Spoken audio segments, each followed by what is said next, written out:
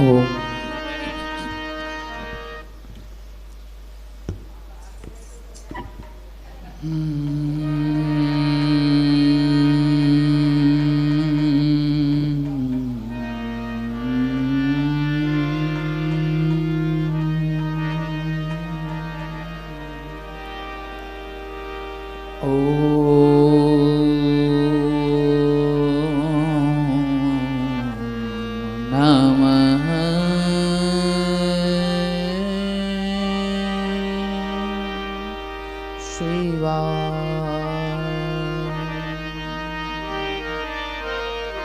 स्वस्ति श्री गणेशाय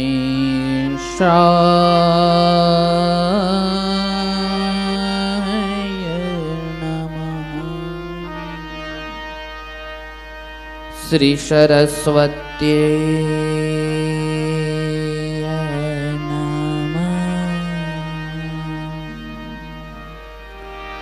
श्री सद्गुरुभ्यो नमः।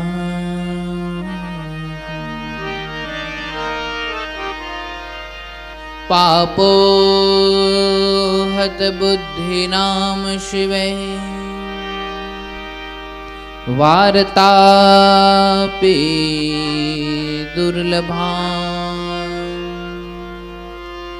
दुर्लभं भारते जन्म दुर्लभं शिवपूजनम्। प्रजेशं रमेशं महेशं सुरेशं दिनेशं निषेधेश्वरं वा कदाचित् न जानामि चान्यत् सदाहं शरण्ये गतिस्त्वं त्वमेका भवानी। बोल मोवेश्वर महादेव की जय। वाछरा डाडा की जय। द्वारिकाधीश की हरसिद्धि मात की जय। हरि ओम नमः पार्वती पतये हर हर महादेव महादेव।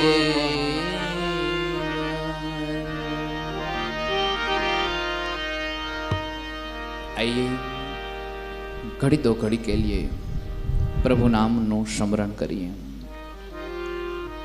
ओम शिव परा परा शिव ओंकारा शिव तव शरणम्। ओम शिव परा परा शिव ओंकारा शिव तव शरणम्। गाओ ओम शिव परा परा शिव ओंकारा शिव तव शरणम्। गाओ ओम शिव परा परा शिव ओंकारा शिव तव शरणम्। हे शिव शंकर भवानी शंकर हे शिव शंकर भवानी शंकर उमा महेश्वर तव शरणम्। गाओ उमा महेश्वर तव शरणम्। गाओ ओम शिव परा परा शिव ओंकारा शिव तव शरणम्। ओम शिव परात्परा शिव ओमकारा शिव तव शरणम् हे जगदीश पिनाकी महेश्वर हे जगदीश्वर पिनाकी महेश्वर त्रिनयन शंकर तव शरणं गावो त्रिनयन शंकर तव शरणम् गावो ओम शिव परा शिव ओमकारा शिव तव शरणं गावो ओम शिव परात्परा शिव ओमकारा शिव तव शरणम् हे मृत्युंजय पशुपति शंकर हे मृत्युंजय पशुपति शंकर भुजंग भूषण तव शरणं गावो भुजंग भूषण तव शरणम् गावो ओम शिव परात्परा शिव ओमकारा शिव तव शरणं गावो ओम शिव परात्परा शिव ओमकारा शिव तव शरणम् गावो ओम शिव परात्परा शिव ओमकारा शिव तव शरणं गावो ओम शिव परात्परा शिव ओमकारा शिव तव शरणम् गावो ओमकारा शिव तव शरणं गावो ओमकारा शिव तव शरणं गावो ओमकारा शिव तव शरणं ॐ यस्यांके च वे भाति बोधरश्रुतां देवापगामस्तके भाले बालविदुर्गले च गरलं यस्यो रशिव्यालरा सोऽयं भूति विभूषणः सुरवरः सर्वाधिपः सर्वदा सर्वगतः शिवा शशि निभा श्री शंकरा पातु माम्। न पुण्यं न पापं न सौख्यं न दुःखं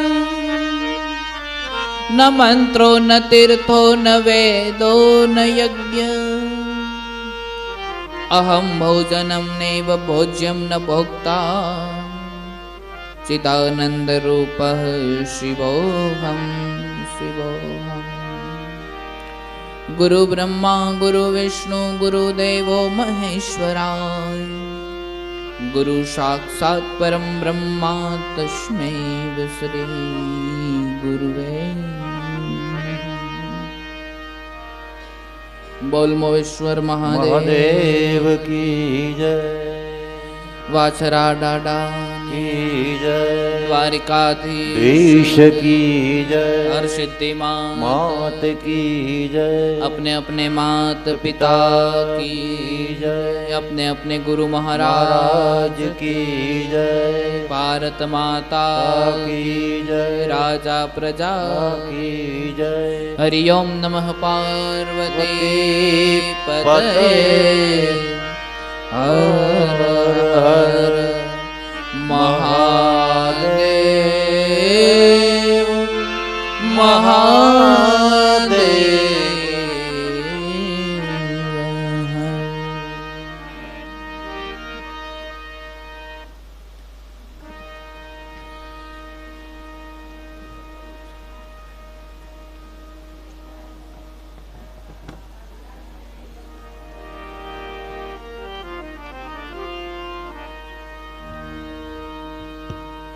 શ્રી હરિમ પરમાનંદમ ઉપદિષ્ટારમીશ્વરમ વ્યાપકમ સર્વલોકાનાં કારણમ ત્વમ નમામ્યહમ.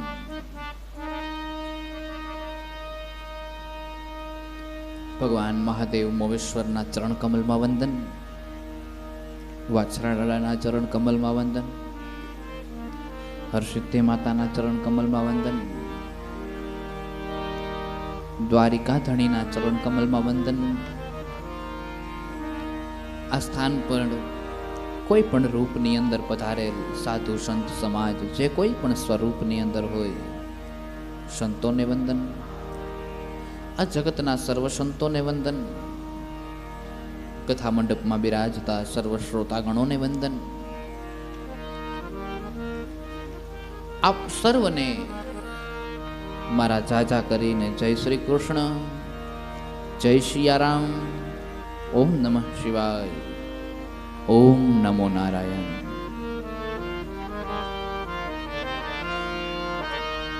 આજે આપણી કથા શ્રવણ કરવા માટે એક દેવ તો કેટલા દિવસોથી બિરાજમાન છે જ, યજ્ઞ નારાયણ દેવ. અને આજ એક દેવનો વધારો થયો, મેઘરાજા. આજ મેઘરાજા એ કથા સાંભળવા આવ્યા છે. અને એમાં કઈ વાંધો નથી. અમે ખેડૂત ખેતીના રાહ જોતા હતા કે બાપુ વરસાદ પડે ને તો એ કે અમે બધા કથા સાંભળવા આવીએ. હવે આજ વરસાદ થયો, હવે જોઈએ તમે કેવા કા હોય.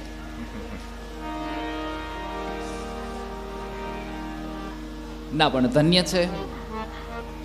કોઈ પણ સંજોગોની અંદર આમાંથી ઘણા વ્યક્તિત્વ એવા છે કે જે અમુક કારણોસર એકાદ દિવસ કે બે દિવસ માટેની ગેરહાજરી હોય તો હોય છે, બાકી લગભગ બધા આ અનુષ્ઠાન કરવા માટે પધારે છે. તમે જે આ કથાનું શ્રવણ કરવા માટે આવો છો બાપ, આ કથાનું શ્રવણ એ પણ એક અનુષ્ઠાન છે. લાખો રૂપિયા દેતા, કરોડો રૂપિયા દેતા આ અવસર પાછો ન મળે. આ અનુષ્ઠાન ભવિષ્યની અંદર થાય કે ન થાય એની કોઈ જવાબદારી નથી, એની કોઈ ગેરંટી નથી. કારણ કે આ ભાગ્યની વાત છે. મારા અને તમારા ભાગ્યની અંદર આ બધી વસ્તુઓ હતી એટલે આપણને પ્રાપ્ત થયું. એટલી નાની ઉંમરે મને આ ચાતુર્માસના 108 દિવસનું અનુષ્ઠાન કરવાનો અવસર પ્રાપ્ત થયો એ મારા અહોભાગ્ય. ખબર નહીં ક્યાં જન્મની કમાણી હશે ને વડીલોના કોઈ એવા પુણ્ય હશે કે જે એ સંતાન સ્વરૂપે મને પ્રાપ્ત થયું છે. પૂર્વજોના કોઈક પણ પુણ્ય, કારણ કે ક્યાંક વાવેલું હોય તો જ ઉગે. એવા કોઈક એવા પુણ્ય હશે કે જેના હિસાબે મને આ ચાતુર્માસ પ્રાપ્ત થયું. ચાતુર્માસનું બહુ પુણ્ય હોય છે. જય હો. આ સમયગાળા દરમિયાન, કથાના પહેલાના દિવસોમાં પણ કીધું ને આજે ફરી વખત કહું છું કે આ સમયગાળા દરમિયાન એવું કહેવાય છે કે સંતો ભ્રમણ કરવાનું બંધ કરી દે છે અને કોઈ એક સ્થાન પર સ્થિર થાય છે અને સત્સંગ કરે છે. નારદજીને જે નારદ તરીકેનો અવતાર પ્રાપ્ત થયો છે, ભાગવતમાં એની કથા છે કે સાંભળો, એ નારદ તરીકે હું શા માટે અવતારને લીધો છે? કારણ કે એક સમયે હું અને મારી માતા આ ચાતુર્માસના સમયગાળા દરમિયાન સાધુ બ્રાહ્મણોની બહુ સેવા કરી હતી. બ્રાહ્મણો ભજન કરવા માટે નીકળ્યા, સત્સંગ કરવા માટે નીકળ્યા. જેવા અમારા સ્થાન પર પહોંચ્યા છે ત્યાં એવું કહેવાય છે કે ચાતુર્માસનો સમય શરૂ થઈ ગયો છે ને ભક્તિનો મહિમા કેટલો છે એનું વર્ણન ભક્તિ મહિમાને બતાવતા કહે છે નારદજી સ્વયં પોતે પોતાના મુખેથી. અને કીધું છે કે એ સાધુ સંતો 4 મહિના માટે રોકાણા અને 4 મહિના માટે મેં અને મારી માં, અમે બંનેએ મા દીકરાએ સાથે મળી અને સાધુ સંતોની ખૂબ સેવા કરી છે. ઇતિહાસ સાક્ષી છે કે જ્યાં માં અને દીકરો સાથે મળીને ભક્તિ કરે છે ત્યાં કંઈક ને કંઈક પરમ તત્વ પાકે છે. પિતાની હાજરી હોય કે ન હોય એનું કઈ મહત્વ નથી, પણ માતા અને પુત્ર આ બંને જ્યાં સાથે મળી અને પછી પરમાત્માની ભક્તિ કરે છે એ ભક્તિમાં કંઈક એવું પરમ તત્વ પાકે છે. એના 2-3 દાખલા આપી દઉં. એક નારદજી અને નારદજીની માતા, એક પ્રહલાદ અને પ્રહલાદની માં કયાધુ. પ્રહલાદ જ્યારે ગર્ભની અંદર હતા ત્યારે કયાધુએ સત્સંગ કર્યો હતો, ત્યારે કયાધુએ ભક્તિ કરી હતી, અને એના ફળ સ્વરૂપે હિરણ્યકશિપુને ઘેર પ્રહલાદ જેવા સંત પધાર્યા. નારદજીએ કયાધુને સત્સંગ કરાવ્યો છે, અને સત્સંગ સમયે પ્રહલાદ ગર્ભમાં છે, અને ગર્ભમાં છે એ સમયે એવું કહેવાય છે કયાધુ સત્સંગ કરે છે, સત્સંગના પ્રભાવથી અંદરથી જ ભગવાનના ભગત થઈને નીકળે છે. આ 2 દાખલા. એક ઉત્તરા અને પરીક્ષિતનો દાખલો જોઈ લ્યો. એ પણ માના ગર્ભની અંદર છે ને જ્યારે બાળક એના ગર્ભમાં મૃત્યુ પામે છે ત્યારે અભિમન્યુ ક્યાં હાજર હોય છે? તો મૃત્યુ પામી ગયા છે, સ્વર્ગલોકને પ્રાપ્ત થયા છે રણભૂમિની અંદર. પરંતુ માં અને દીકરા બંને આમ તો ગર્ભમાં હોય એટલે માં ભક્તિ કરે એટલે દીકરા એ કરી કહેવાય ને. બંનેની ભક્તિના પરિણામ સ્વરૂપે પુત્ર ભક્ત પ્રસન્ન થયા છે. એક કપિલ ભગવાનનું સ્વરૂપ જોઈ લ્યો. જ્યારે કપિલ ભગવાનના પિતા કરદમ ઋષિ છે ત્યારે દેહૂતિ અને કપિલ બંને એકલા પડ્યા છે, ત્યારે દેહૂતિ અને કપિલ બંનેની વચ્ચે બંને ભગવાને માં અને દીકરાએ બંને સત્સંગ કર્યો છે, અને સત્સંગના પરિણામ સ્વરૂપ આપણને સાંખ્ય શાસ્ત્ર પ્રાપ્ત થયું છે. આમાંથી એક પણ જગ્યાએ પિતાની હાજરી નથી, એક પણ જગ્યાએ પિતા. એનો અર્થ એવો નથી કે એનો એમાં કોઈ ભાગ નથી, ભાગ અવશ્ય છે, પરંતુ આમાં ક્યાંય એની હાજરી નથી. અહીંયા કરદમ ઋષિ તપસ્યા કરવા માટે વયા ગયા છે, અહીંયા અભિમન્યુને મૃત્યુ થયું છે, અહીંયા હિરણ્યકશિપુ એકદમ રાક્ષસી સ્વભાવના છે, તેમ છતાં પણ એને ઘેર પ્રહલાદ જેવો ભક્ત ઉત્પન્ન થયો છે. માં અને દીકરાનો જ્યાં સંઘર્ષ એક સાથે જોવા મળે છે ત્યાં કાંઈક ને કાંઈક એવું પરમ તત્વ પાકે છે અને પાકે છે. માતા અને પુત્ર બંને જ્યાં ધર્મનિષ્ઠ બની અને એક સાથે સંઘર્ષ કરે છે ત્યાં કાંઈક ને કાંઈક એવું ભગવાનનું તત્વ એ કોઈના કોઈ રૂપની અંદર એને આશીર્વાદ સ્વરૂપ પ્રાપ્ત થાય છે. નારદજીનો દાખલો જોઈ લ્યો. એ 4 માસ દરમિયાન સાધુ સંતોની અમે માં અને દીકરાએ એટલી સેવા કરી, સાધુઓને જમાડીએ, એને ભોજન આપીએ, એની સેવા કરીએ, એની જૂઠી પતરાવળીઓ ધોઈએ, અને એમાંથી એનો એઠો જે પ્રસાદ હોય એ પ્રસાદ અમને પ્રાપ્ત થાય, અને એ પ્રસાદ અમે ભોજન સ્વરૂપે લઈએ, અને એ સાધુ સંતોની અમારા ઉપર કૃપા થઈને જ્યારે સાધુ સંત હાલતા થયા, નારદજી એવું કહે છે કે મેં એમને કીધું કે મને મારું મન તમારી સાથે ચોંટી ગયું છે, મને તમારે ભેગા લઈ જાઓ. પણ નારદજી એવું કહે છે કે નહીં, ભેગું નથી આવવાનું. નારદજીને સંતો એવું કીધું કે નહીં, ભેગું નથી આવવાનું, કારણ કે તારા ઉપર તારી માતાની જવાબદારી છે. એમાંથી જ્યારે તું નિવૃત્ત થઈશ ત્યારે તું સંન્યાસનો અધિકારી છે. જ્યાં સુધી માતા જીવે છે, માતા પિતા જન્મ દેનાર જે મા બાપ છે એ જીવે છે, ત્યાં સુધી વ્યક્તિને સંન્યાસનો અધિકાર નથી. એની સેવા કરવી એ પ્રથમ છે. અને કદાચ જો તમે સંન્યાસ લઈ લો છો તો તેમ છતાં પણ જે કોઈ પણ પદની ઉપર જ્યારે હોઈએ, પછી ચાહે એ સંન્યાસ પદ્ધતિની અંદર કોઈ પણ સંન્યાસ પરંપરાની અંદર કોઈ પણ ઊંચું પદ પ્રાપ્ત થયું હોય, જ્યારે માતા આવે છે સામે ત્યારે એ માતાને પ્રણામ કરવા જોઈએ. કારણ કે એને સંસાર દેખાડ્યો ત્યારે આ સંસાર જોયો છે આપણે. અહીંયા નારદજી અને માતાએ સંતોની એટલી સેવા કરી છે કે બીજા જન્મની અંદર નારદ સ્વયં બ્રહ્માના પુત્ર નારદ તરીકે અવતારને ધારણ કરે છે અને સંન્યાસી બને છે, સ્વયં સંન્યાસી બને છે. એટલું જ્ઞાન પ્રાપ્ત થાય છે. અર્થ જ્યાં માતા પિતાનો સંઘર્ષ છે ત્યાં તત્વ પાકે છે, અને જ્યાં મા અને દીકરાનો સંઘર્ષ છે ત્યાં પછી જે તત્વ પાકે છે એની કોઈ કલ્પના નથી. નારદજી આપણી સમક્ષ દાખલો છે. કપિલ મુનિની સમક્ષ આપણો દાખલો છે. સાંખ્ય શાસ્ત્ર ઉત્પન્ન થયું. એ બાદ ઉત્તરાના ગર્ભમાંથી જે પુત્ર ઉત્પન્ન થાય છે એ એક જગતનો પહેલો ને છેલ્લો એવો દાખલો છે કે એક જ સમયે માના ગર્ભની અંદર ભગત અને ભગવાન બે એકાયરે ભેગા થયા હતા. કારણ કે ઉત્તરાના પાછા પેસતા શ્વાસથી ભગવાન ઉત્તરાના ગર્ભની અંદર પ્રવેશ કરે છે અને ગર્ભની અંદર પ્રવેશ કરે છે અને પોતાના જીવન ભરના તપની તપસ્યાના પરિણામ સ્વરૂપે એ ઉત્તરાના ગર્ભને પાછો જીવતો કરે છે એના પેટમાં. એક જ સમયે માના ગર્ભની અંદર ભગવાન અને ભગવાનનો ભગત બે પાક્યા. આવો દાખલો ભવિષ્યમાં બન્યો નથી, ભવિષ્યમાં ભૂતકાળમાં બન્યો નથી, ભવિષ્યમાં બનવાનો પણ નથી.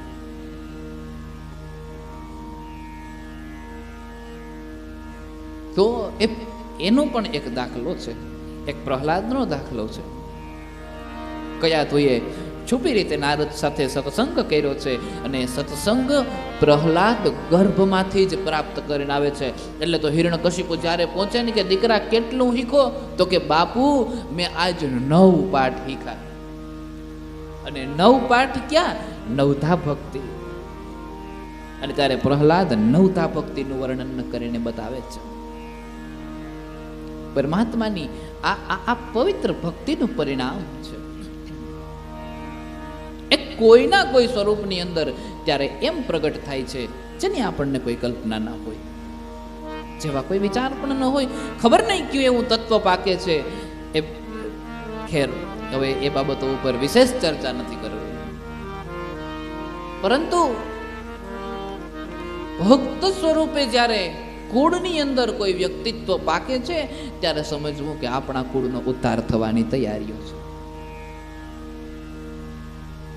ભગવાન કોઈના કોઈ રૂપની અંદર આપણી સમક્ષ બિરાજમાન હોય છે. જુદા જુદા પરમાત્માના વિવિધ જાતના સ્વરૂપો છે, વિવિધ જાતના પરમાત્માની લીલાઓ છે. અનેકો અવતાર આપણે ગઈકાલની કથાની અંદર જોયા હતા. અને એ બાદ ભગવાનનો એક નંદિકેશ્વર અવતાર થયો, એની પણ આપણે ચર્ચા કરી છે.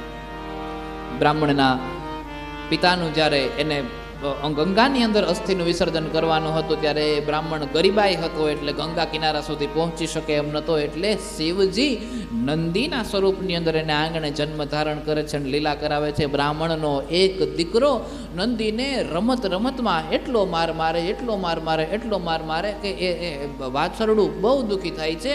એ સમયે ગાય બ્રાહ્મણના દીકરાને લાત મારે છે, દૂર પડે છે, એ મૃત્યુ પામે છે. અને રાત્રિના સમયે પેલો બેઠો જ્યારે વિચાર કરે છે કે હું અસ્થિ પધરાવા કઈ રીતે જાય છે, ત્યારે ગાયને અને વાછરડાને વાચા ફૂટે છે. અને ત્યારે કીધું છે કે આ સમયે નર્મદામાં ગંગા ઉત્પન્ન થશે, ત્યારે હું જઈશ, મારું રૂપ બદલી જશે અને એમાંથી હું જ્યારે બહાર નીકળીશ એટલે ગંગામાં સ્નાન કરી બ્રહ્મ હત્યામાંથી મુક્તિ પામીશ. બ્રાહ્મણે જોયું આ તો સત્ય છે. અને ત્યારે એ બ્રહ્મ દેવતા એવું કહેવાય છે કે પછી અસ્થિ પધરાવે છે. વૈશાખ મહિનાની કંઈક સપ્તમીની તિથિ એવું કંઈક છે, નર્મદામાં ગંગા ઉત્પન્ન થાય છે, આજે પણ થાય છે.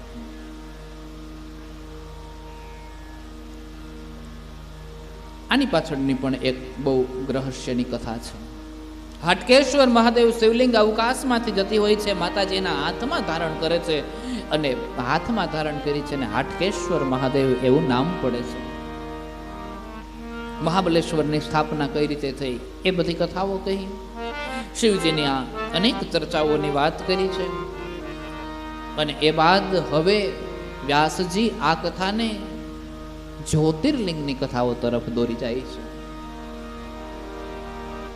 જ્યોતિર્લિંગમાં સંતો પાસેથી એવું સાંભળવા મળ્યું છે કે 12 જ્યોતિર્લિંગ છે એ એવા સ્થાન પર મૂકવામાં આવી છે કે જે પેટાળની અંદર અનેક પ્રકારના અગ્નિના ઉત્પાતો છે. જ્યાં જ્યોતિર્લિંગની સ્થાપના કરવામાં આવે ને મહાદેવજી ઉપર અભિષેક કરવામાં આવે ને એ અભિષેકનું જળ જમીનમાં પ્રવેશ કરે અને અગ્નિના પેલા ઉત્પાતને શાંત કરે છે, જેથી કરીને પૃથ્વીને રાહત થાય છે.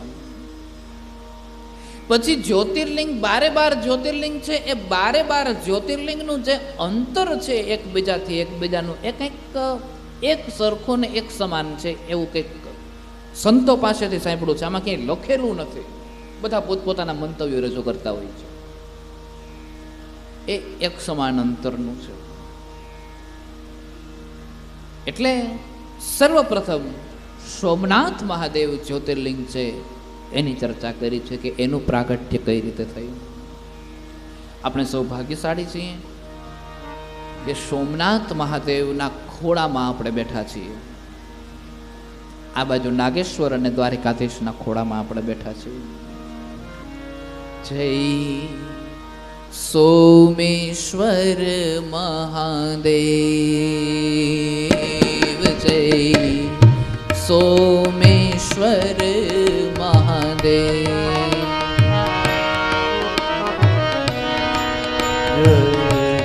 સોમેશ્વર મહાદેવ, જય સોમેશ્વર મહાદેવ. હે જય શંકર કૃપા નિદાન, જય શંકર કૃપા નિદાન, હો જય શંકર કૃપા નિદાન, જય શંકર કૃપા નિદાન, હો જય સોમેશ્વર મહાદેવ, જય સોમેશ્વર મહાદેવ. હો જય મોવેશ્વર મહાદેવ, જય મોવેશ્વર મહાદેવ. હો જય મોવેશ્વર મહાદેવ, જય મોવેશ્વર મહાદેવ. હો જય શંકર કૃપા નિધાન, જય શંકર કૃપા નિદાન, જય સોમેશ્વર મહાદેવ, જય સોમેશ્વર મહાદેવ. એક સમયની વાત, શિવ મહાપુરાણ અંતર્ગત સોમનાથ મહાદેવના જે પ્રાગટ્યની કથા છે, એ પ્રાગટ્યની કથાની અંદર સર્વપ્રથમ જ શ્લોકની અંદર જ્યોતિષામ સેવલિંગાનામ મહાત્મ્યમ કથયાધુના ઉત્પત્તિમ ચ તથા તેષામ બ્રૂહિ સર્વ યથાશ્રુતમ. સર્વ જે ઋષિગણો છે કાશી નગરીના કિનારે બેઠા છે અને સુતજી પાસેથી જે સર્વ કથાઓ સાંભળી રહ્યા છે, એ અસંખ્ય ઋષિઓ સુતજીને પ્રશ્ન કરે છે કે હે સુતજી મહારાજ, અમને સોમનાથ મહાદેવના જ્યોતિર્લિંગ કથાનું પ્રાગટ્ય કહીને સમજાવો.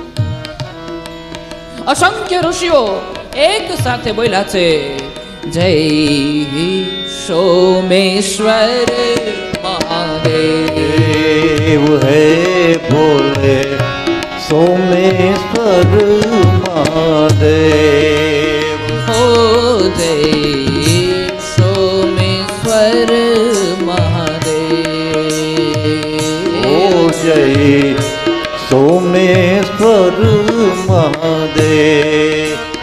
હો જય શંકર કૃપા નિધાન, જય શંકર કૃપા નિદાન, હો જય શંકર કૃપા નિધાન, જય શંકર કૃપા નિદાન, હો જય મોવેશ્વર મહાદેવ, જય મોવેશ્વર મહાદેવ. હો જય મોવેશ્વર મહાદેવ, જય મોવેશ્વર મહાદેવ. અમારે જ્યોતિર્લિંગના પ્રાગટ્યની કથા સાંભળવી છે. એ પ્રાગટ્યની કથાની અંદર શું મહિમા છે એ મહિમાનું વર્ણન કરીને બતાવો. અને ત્યારે એવું કહેવાય છે કે આ પ્રશ્ન અસંખ્ય ઋષિઓએ સૂતજીને પૂછ્યો. નારદ અને બ્રહ્માની વચ્ચે જ્યારે કથા ચાલે છે ત્યારે નારદજીએ બ્રહ્માજીને પૂછ્યો. નંદીશ્વર અને સનત કુમારો વચ્ચે જ્યારે કથા ચાલે છે ત્યારે એ પ્રશ્ન પણ પૂછવામાં આવ્યો. એ જગ્યાએ પણ બધાના પ્રશ્નના જવાબ સ્વરૂપે વ્યાસજી લખે છે કે સૂતજી એવું બોલ્યા કે એક સમયે દક્ષને એની 27 જેટલી દીકરીઓ ચંદ્રને પરણાવે છે. ચંદ્રને પરણાવે છે એનો અર્થ ચંદ્રકૂળની અંદર પરણાવે છે. ચંદ્રકૂળની ખ્યાતિ એટલી બધી સારી હતી, ચંદ્રકૂળ એટલો મહાન હતો કે એ કુળની અંદર જે દીકરીઓ જાય એ બહુ સુખી થાય.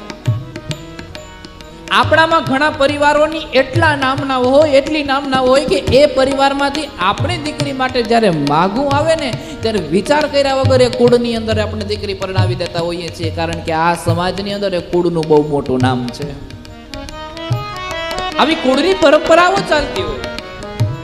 ચંદ્રકૂળ હતો, એ ચંદ્રકૂળની અંદર 27 જેટલી દીકરીઓ પરણાવી, પણ એમાંથી એક રોહિણી નામની જે દીકરી હતી એ જ સુખી, બાકીની 26 દુખી હતી. જય સોમેશ્વર મહાદેવ, જય સોમેશ્વર મહાદેવ, હો જય મોવેશ્વર મહાદેવ, જય મોવેશ્વર મહાદેવ, ઓ જય શંકર કૃપા નિદાન, જય શંકર કૃપા નિદાન, જય શંકર કૃપા નિદાન, જય શિવજી શંકર કૃપા નિદાન, હો જય સોમનાથ મહાદેવ, જય સોમનાથ મહાદેવ. ચંદ્રને પરણાવી, પણ એ ચંદ્રની અંદર 26 જેટલી દીકરીઓ બહુ દુખી થઈ, અતિશય દુખી થઈ. એટલે એ દક્ષે એ ચંદ્રની પાસે ગયા અને ચંદ્રની પાસે જઈ અને ચંદ્રને ફરિયાદ કરવા લાગ્યા. ચંદ્રને કીધું છે કે તમારા કુળમાં અમે અમારી દીકરીઓ પરણાવી છે, પણ તમારા કુળમાં અમારી એક જ દીકરી સુખી છે, બાકીની બધી દીકરીઓ દુખી છે. અને તમે આ કુળના મુખિયા છો, એટલા માટે થઈ તમારી જવાબદારી છે કે તમારા કુળમાં આવતી જે પુત્રવધુ છે એ પુત્રવધુ દુખી ના થાય એનું ધ્યાન તમારે રાખવાનું. મોટા ભાગે આવું બનતું હોય છે. આપણે સારો કુળ જોઈ, વડીલોની સારી વ્યવહારો જોઈ, વડીલોની સારી પરંપરાઓ જોઈ દીકરીઓને પરણાવી દેતા હોઈએ છીએ, પરંતુ એના સંતાનો વડીલોની કીર્તિના હિસાબે એના સંતાનો એ કીર્તિને ધ્યાનમાં નથી રાખતા અને એ કીર્તિ ભૂલી જાય છે અને પછી કુકર્મના માર્ગ ઉપર ચાલી જાય છે. અને આવતી કુલવધુઓ દુખી થાય છે. જે કોકની દીકરીઓ છે, કોકની બહેનો છે, એ આપણા કુળમાં આવે છે અને દુખી થાય છે અને પછી એના હાયકારાઓ લાગે છે. હો જય સોમેશ્વર મહાદેવ, હો જય સોમેશ્વર મહાદેવ, હા જય સોમનાથ મહાદેવ, હો જય સોમનાથ મહાદેવ, હો હે શંકર કૃપા નિદાન,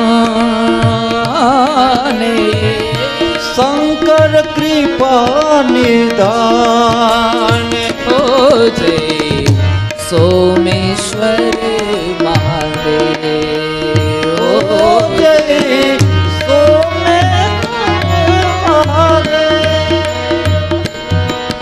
દક્ષ ચંદ્ર પાસે ફરિયાદ લઈને ગયો કે અમારી 26 દીકરીઓ દુખી છે અને એક જ દીકરી સુખી છે. એ દીકરીઓના દુઃખ દૂર થાય, તમે કુટુંબના મોભી છો એટલે તમારે આ વાતનું ધ્યાન રાખવું પડે. પણ ચંદ્રના મનની અંદર અહંકાર હતો કે આમ આખા સમાજની અંદર અમારા કુળનું બહુ મોટું નામ. એટલે ચંદ્રએ એ વાત ઉપર બહુ ધ્યાન ના દીધું. બીજી વખત દક્ષ ફરિયાદ લઈને ગયા, ચંદ્ર જમાય છે અને એટલા માટે થઈ ચંદ્ર જમાય છે એટલા માટે થઈ દક્ષ ચંદ્રને વધારે કંઈ કહી નથી શકતા, પણ પ્રેમથી મીઠા શબ્દની અંદર મીઠી ભાષામાં સમજાવે છે. અને ત્યારે કીધું છે કે તમારા કુળમાં અમારી દીકરીઓ દુખી છે. ચંદ્ર કે એવું બને જ નહીં, અમારા છોકરાઓ એવા હોય જ નહીં. ઘણી વખત દીકરાઓ સંતાનો બગડે એમાં વડીલોનો મોટો હાથ હોય છે. ક્યારે ગામનો કોઈ વ્યક્તિ એની પાસે ફરિયાદ લઈને જાય છે ત્યારે વડીલ પૂછ્યા વગર, એના સંતાનની સમક્ષ જાણ્યા વગર, એના વિશેની જાંચ પડતાલ કર્યા વગર ત્યાંથી જ જવાબ આપી દે છે કે અમારો દીકરો આવું કોઈ દી કરે જ નહીં. એવું કહી દીધું તરત કે અમારા દીકરા કોઈ દી આવું કરે જ નહીં, તમારા કુળમાંથી આવેલા એ કોઈ દી દુઃખી થાય જ નહીં. આવું ઘણી વખત થાય છે. અને ત્યારે દક્ષે ચંદ્રને શ્રાપ દીધો છે કે મારી એ ઘણી વખત ફરિયાદો કરવા છતાં પણ તમે એ બાબત ઉપર ધ્યાન ન રાખી, એટલે દક્ષ હું તમને શ્રાપ આપું છું કે તમે ક્ષય રોગમાં જાઓ, તમને ક્ષય રોગ થાય. હવે આ દક્ષના શ્રાપથી ક્ષય રોગ નથી લાગ્યો, કુલમાં આવેલી કોકની દીકરીનો જે હાયકારો છે એ હાયકારાનો રોગ છે. આપણા કુળની અંદર કોઈની દીકરીઓ જ્યારે વહુ બનીને આવે છે અને એ જ્યારે દુઃખી થાય છે અને એના દુઃખનો અંતરનો ભાવ જ્યારે પ્રગટ થાય છે, પછી એ કુળનો ધીમે ધીમે ધીમે ધીમે ક્ષય થતો જાય છે. એટલે કોકની દીકરી આપણે ઘેર આવે ને પછી દુઃખી ન થાય એ બાબતનું આપણે ધ્યાન રાખવું જોઈએ, એ બાબતનો આપણે ખ્યાલ રાખવો જોઈએ. અને પછી આપણે ફરિયાદ કોને કરીએ? આના પગલા થયા ને એ પછી આવી બધી દશાઓ થઈ, એના પગલા થયા એ પછી નહીં, એ આવીને દુઃખી થઈ ને એ પછી આ બધી દશાઓ થઈ છે. એ દુઃખી ન થાય એનું ધ્યાન રાખીએ, કોઈની દીકરી દુઃખી ના થાય. જય સોમેશ્વર મહાદેવ, જય સોમેશ્વર મહાદેવ.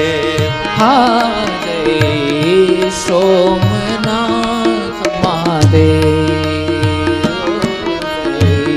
સોમનાથ મહાદેવ. હે જય શંકર કૃપા નિધાન, જય શંકર કૃપા નિધાન. હો જય મોવેશ્વર મહાદેવ, જય મોગેશ્વર મહાદેવ.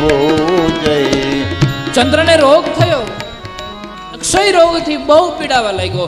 હવે સુખી સંપન્ન માણસને જ્યારે ક્ષય થાય એટલે કે એની સંપત્તિનો નાશ થતો જાય, 2-4-6 મહિના સુધી તો એ આપણી પાસેથી છુપાવી લે. કારણ કે મોટા મોટા બંગલાઓ, મોટી મોટી ગાડીઓ, વધારે સંપત્તિ, એના હિસાબે 2-4-6 મહિના સુધી આપણાથી છુપાવી લે, પણ જાજો સમય નો છુપાવી શકે. સંપત્તિનો નાશ થાય, જાજો સમય નો છુપાવી શકે, થોડાક સમય માટે છુપાવી લે. એમ ક્ષય રોગ થયો એ વાતની ખબર ધીમે ધીમે ધીમે કરતા કરતા આખા સમાજને પડી ગઈ છે. ચંદ્રએ ભગવાન બ્રહ્માનું તપ કર્યું છે. બ્રહ્માનું તપ કરીને બ્રહ્માને પ્રસન્ન કર્યા અને બ્રહ્માજીને કીધું છે કે મને ક્ષય રોગ થયો છે, મારે આમાંથી મુક્ત થવું છે. અને ત્યારે બ્રહ્માજીએ કીધું કે તને રોગ નથી થયો, તને કોકની દીકરીની હાય લાગી છે. એટલે આપણા સમાજમાં કહેવાતું હોય કે કોઈની હાય ના લેવાય. અને એક વખત કોઈની હાય લાગી જાય છે ત્યારે કુળનો ધીરે ધીરે ધીરે ધીરે ધીરે ધીરે વિનાશ થવા લાગે છે. આપણા કુળમાં સુખ શાંતિ નથી, એનો અર્થ આપણા કુળના વડીલોએ તપાસ કરવો જોઈએ કે આપણા કુળમાં કોઈક એવી પુત્રવધુ છે કે ક્યાંક દુઃખી છે, એના હૃદયનો હાયકારો નીકળે છે. અને ત્યારે બ્રહ્માજીએ કીધું કે તને રોગ થયો હોય ને તો એની દવાઈ થાય, એમાંથી નીકળી શકાય, એમાંથી પસાર થઈ શકાય, પરંતુ કોઈની હાય લાગે એની કોઈ દવા નથી. પણ તને એક યુક્તિ આપું, ચંદ્ર પ્રભાસખંડ ક્ષેત્રની અંદર જા અને પ્રભાસખંડ ક્ષેત્રની અંદર જઈ 6 મહિનાની અંદર 10 કરોડ મૃત્યુંજય મંત્રને પૂર્ણ કર. અને 10 કરોડ મૃત્યુંજય મંત્ર પૂર્ણ કરીશ, મહાદેવજી તારી ઉપર કંઈક ને કંઈક કૃપા કરશે. જય સોમનાથ મહાદેવ, સોમનાથ મહાદેવ, હો જય સોમેશ્વર.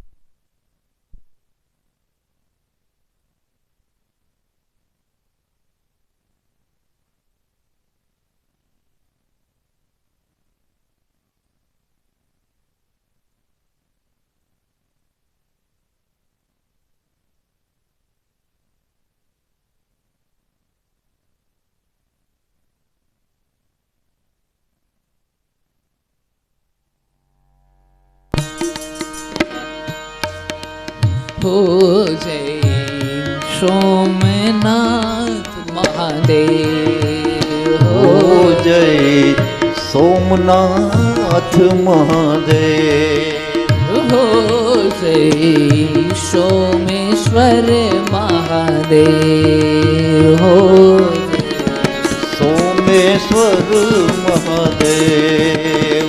દક્ષજીએ વિચાર કર્યો હતો કે આ કુળમાં દુઃખી થશે, સુખી થશે એમ સમજીને 27 દીકરીઓને પરણાવી દીધી. પણ કુલ વધુ દુઃખી ન થાય એ વાતની જવાબદારી જે કુળમાં જાય છે એના મોભીની હોય છે. બને છે કંઈક એવું ભગવાન, જેમ જનક રાજાએ વિચાર કર્યો કે દશરથનું કુળ બહુ સારું છે, 4 દીકરીઓને ત્યાં પરણાવી દઉં.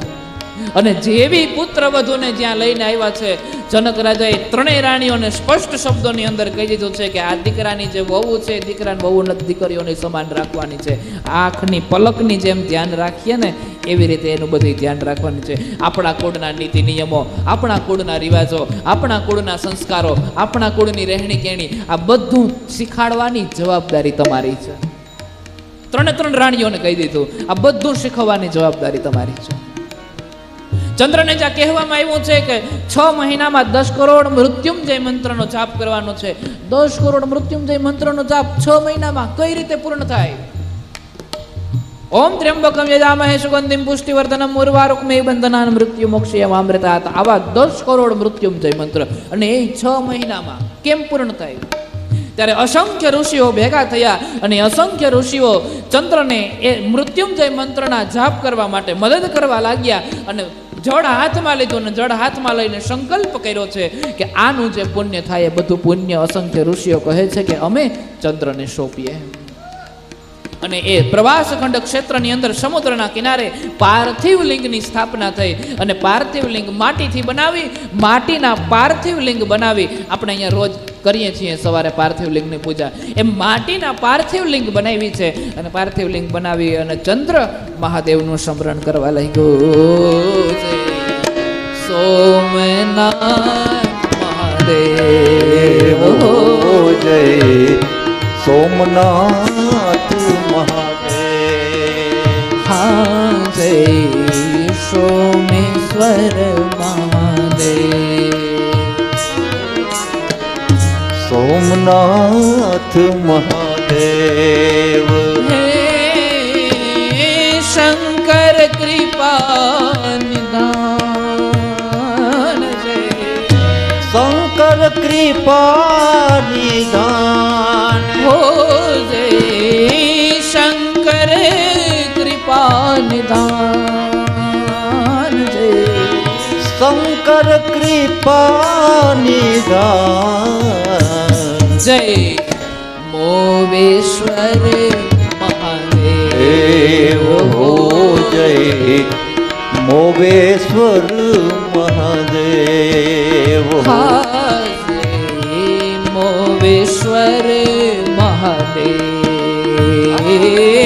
જય મોવેશ્વર મહાદેવ. પાર્થિવ લિંગની સ્થાપના કરી, મહાદેવજીની સ્થાપના થઈ, આહવાનો કરવામાં આવ્યા છે. અસંખ્ય ઋષિઓ એક સાથે મૃત્યુંજય મંત્રને બોલી રહ્યા છે. અને અસંખ્ય ઋષિઓ એક સાથે મૃત્યુંજય મંત્રને બોલતા હોય. મંત્રની તાકાત કેવડી હોય, ચારો ઓર એ ઉર્જાઓ છવાવા લાગી છે. મંત્રમાં તાકાત હોય છે, મંત્રમાં ઉર્જા હોય છે, અને એમાંય અસંખ્ય ઋષિઓ મૃત્યુંજય મંત્રનો જપ કરે અને એ ઉર્જા અને એ વાતાવરણ કેવું લાગે ભગવાન. આજ કથા મંડપની અંદર તમે અત્યારે બેસો છો ને કથા પૂર્ણ થાય પછી બેસો, માહોલ એકદમ ચેન્જ થઈ જાય છે. કારણ કે અત્યારે શ્લોકોની તાકાત હોય, મંત્રની તાકાત હોય. બ્રાહ્મણો દ્વારા મંત્ર બોલાવવામાં આવ્યા. ઓમ ત્ર્યંબકમ યજામહે સુગંધિમ પુષ્ટિવર્ધનમ ઉર્વારુકમે બંધનાન મૃત્યુ મોક્ષેયમામૃતા. મૃત્યુંજય મંત્રના જપ થયા. ધીરે ધીરે ધીરે ધીરે ધીરે ધીરે કરતા કરતા જપ પૂર્ણ થવાની તૈયારીઓ આવી. 1 2 3 4 5 6 મહિના પૂર્ણ થવાની જ્યાં તૈયારી આવી, સમુદ્રના મોજાઓ લહેરો મારવા માંડ્યા. અને હવે હારે હારે જે વાતાવરણની અંદર તમે વધારે મંત્રનો જપ કરો છો, એક જ મંત્રનો જપ કરો છો, અમુક સમય વીતતા તમને એવું લાગે કે હવે આજુબાજુનું વાતાવરણ મારી હારે હારે જપ કરતું હોય એવું લાગે. અમુક સમય પછી અમુક મંત્ર બોલાઈ જાય એ પછી તમને પણ જે વૃક્ષની નીચે બેસીને તમે જપ કર્યા હોય, તમારા મનની અંદર એવું થાય વૃક્ષ પણ મારી સાથે જપ કરે છે. એમ સમુદ્રના મોજાઓ, સમુદ્રની લહેરો એવી ધારાઓથી વહેતી હતી. સમુદ્રના મોજાઓ જાણે એ પણ બોલતા હોય, જય સોમનાથ મહાદેવ, જય સોમેશ્વર મહાદેવ, જય સોમેશ્વર મહાદેવ, જય સોમેશ્વર મહાદેવ. હે જય શંકર કૃપા નિદાન, શંકર કૃપા નિધાન, હો જય મોવેશ્વર મહાદેવ, જય મોવેશ્વર મહાદેવ, હો જય સોમેશ્વર મહાદેવ, હો જય સોમે. અત્રિ અને અનસૂયાના પુત્ર ચંદ્ર જપ કરે, તપ કરે અને તપસ્યાઓથી પાર્થિવ પૂજા કરે. 6 માસ પૂર્ણ થવા આવ્યા અને મહાદેવના આહ્વાનો કરવામાં આવ્યા. જે સ્થાન ઉપર મહાદેવનું આહ્વાન થતું હોય, જે સ્થાન ઉપર મહાદેવના જપ થતા હોય, જે સ્થાન ઉપર મહાદેવની પૂજા થતી હોય, એ સ્થાન ઉપર બીજા દેવતાઓને બોલાવવા ન પડે, આવી જાય. 10 કરોડ મંત્ર જ્યાં પૂર્ણ થવા આવ્યા છે અને પૂર્ણ થવાની જ્યાં તૈયારીઓ થઈ છે, એવું કહેવાય છે કે ચારો તરફ મૃત્યુંજય મંત્ર ગુંજી રહ્યો છે અને જાણે સમુદ્રના મોજાઓ પણ બોલતા હોય. ઓમ ત્ર્યંબકમ યજામહે સુગંધિમ પુષ્ટિવર્ધનમ ઉર્વારુકમેવ બંધનાન મૃત્યુ મોક્ષીયમામૃતા. આ મોજાઓ જાણે બોલતા હોય અને મોજાઓ જાણે એવી રીતે એમ વહી રહ્યા છે. એ મોજાઓની ઝીણી ઝીણી જે વાછટો હોય, એ વાછટોથી જાણે મારા મહાદેવનો અભિષેક થતો હોય. જય સોમનાથ મહાદેવ, જય સોમનાથ મહાદેવ. સમુદ્રની લહેરો ઉછળે છે, એવી ઉછળે કે સમુદ્રની લહેરોથી જાણે મહાદેવના અભિષેક થતા હોય. 6 માસ પૂર્ણ થયા, 6 માસ પૂર્ણ થયા, 10 કરોડ મૃત્યુંજય મંત્ર પૂર્ણ થયા. હાથમાં જળ લેવાયું અને જળ લઈ અને સંકલ્પ થયો કે આ જે પુણ્ય છે બધું ચંદ્રને અર્પણ કરવામાં આવે છે. અને બરાબર યોગ્ય સમય થયો. મહાદેવજી એ સ્થાન ઉપર વિરાટ રૂપની અંદર પ્રગટ થયા. મહાદેવની સુંદર દશા, સુંદર વેશ, મહાદેવની લાંબી મોટી ઘનઘોર જટા, જટામાંથી ગંગા વહે, વાસુકી નાગને ધારણ કરેલા, અંગમાં ભસ્મ ભભૂતને લગાવેલી, વાગાંબરને લગાવેલું, કાનમાં કુંડળ વિછીઓ વગેરે સુંદર મહાદેવનું દેદીપ્યમાન સ્વરૂપ છે. અને આ સ્વરૂપને જોઈ ચંદ્ર એની સમક્ષ એકદમ પાણી થઈ ગયો અને હાથ જોડીને ચરણોમાં નમન મસ્તક વંદન કરી અશ્રુઓની ધારાઓથી જાણે મહાદેવના પગનો અભિષેક કરવા લાગ્યો હોય. જય સોમનાથ મહાદેવ, જય સોમનાથ મહાદેવ, જય સોમેશ્વર મહાદેવ, જય સોમેશ્વર મહાદેવ. એ જય શંકર કૃપા નિધાન. શંકર કૃપા નિધાન. હો જય શંકર કૃપા નિધાન. શંકર કૃપા નિધાન. હો જય મોવેશ્વર મહાદેવ. દેવો જય મોમેશ્વર મહાદેવ. હો જય મોવેશ્વર મહાદેવ. જય મોમેશ્વર હે મહાદેવ. મહાદેવ મહાદેવ મહાદેવ મહાદેવ મહાદેવ મહાદેવ મહાદેવ મહાદેવ મહાદેવ મહાદેવ મહાદેવ મહાદેવ મહાદેવ. જય હો મોમેશ્વર મહાદેવ. જય મોમેશ્વર મહાદેવ. જય મોમેશ્વર મહાદેવ. ચંદ્ર પ્રણામ કર્યા છે, પ્રણામ કર્યા છે. ચારો ઓરથી બ્રહ્મા બ્રહ્માણી, ઇન્દ્ર ઇન્દ્રાણી, વિષ્ણુ લક્ષ્મી સમગ્ર દેવતાઓ પધાર્યા અને સમગ્ર દેવતાઓ જાણે એક સાથે ચંદ્ર અને મહાદેવના દર્શન કરે છે. સમુદ્રના મોજાઓ એવી ઝીલી રહ્યા છે જાણે સમુદ્રના મોજા ઉછળી ઉછળીને ઝડપથી મહાદેવના ચરણોમાં માગે છે અને સમુદ્ર જાણે આજ મહાદેવના પગ પખારવા માંગતો હોય એવું લાગે. સમુદ્ર જાણે મહાદેવના ચરણ ધોવા માંગતો હોય એવું લાગે.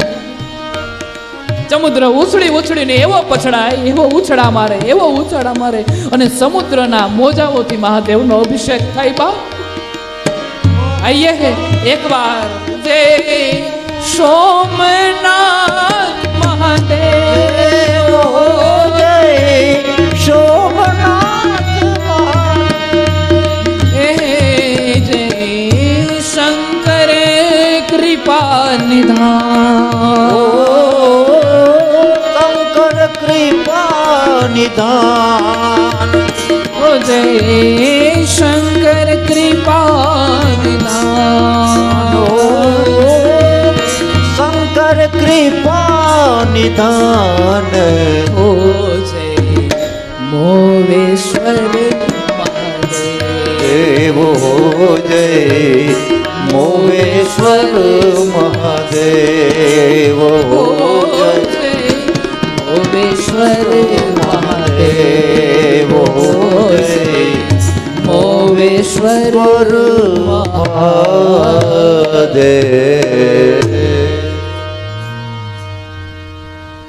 ચંદ્ર ઉપર મહાદેવજી રાજી થયા.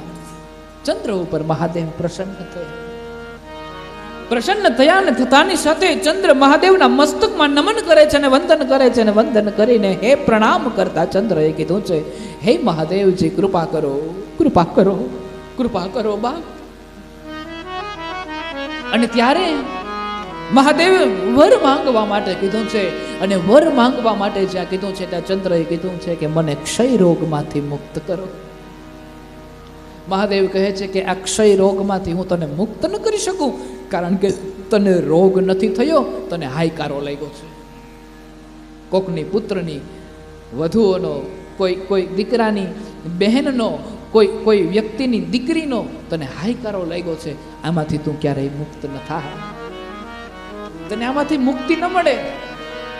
પણ તે મારી ઉપાસના કરી છે, મારી આરાધના કરી છે, મારી સેવા કરી છે, મારા મંત્રનો જાપ કર્યો, મને પ્રસન્ન કર્યો છે, એટલા માટે થઈ તારા ક્ષયના રોગમાંથી તને થોડીક સહાય જરૂર આપી દઉં, થોડીક સરળતા જરૂર આપી દઉં. અને ત્યારે ચંદ્ર મહાદેવને વિનંતી કરતા કહે છે કે હે પ્રભુ, આપ મારી માથે કૃપા કરો. અને ત્યારે મહાદેવજીએ કીધું છે કે 15 દિવસ તું ક્ષય રોગથી એકદમ ઘેરાઈ જઈશ અને 15 દિવસ પછી તારો એક ક્ષયનો રોગ છે એ ધીરે ધીરે ધીરે ધીરે કરતા કરતા દૂર થઈ જશે. એટલે 15 દિવસ નુકસાની થશે ને 15 દિવસ તું બહુ સારી કમાણી કરીશ, એટલે સરભર થઈ જાય ને ખાતું એકદમ એમ. ખાતું એકદમ સરભર થઈ જાય. અને ત્યારે મહાદેવજીએ કીધું છે કે જ્યારે તું અતિશય દુઃખની અંદર હઈશ, ક્ષય રોગે તને ખૂબ ઘેરી લીધો હશે, એ સમયે મહાદેવ કહે છે કે હું તારી બાજુમાં બિરાજમાન થઈશ.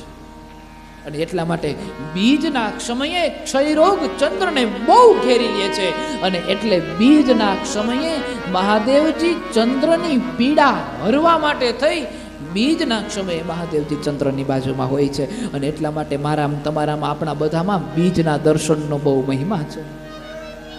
કારણ કે બીજના દર્શન જ્યારે કરો છો એ સમયે કોઈના કોઈ રૂપની અંદર મહાદેવજી ચંદ્રની બાજુમાં બિરાજમાન હોય છે, અને ચંદ્રની બાજુમાં બિરાજમાન હોય છે એટલે મહાદેવજી ના પણ દર્શન થઈ જાય છે બીજના દર્શન કરવાથી.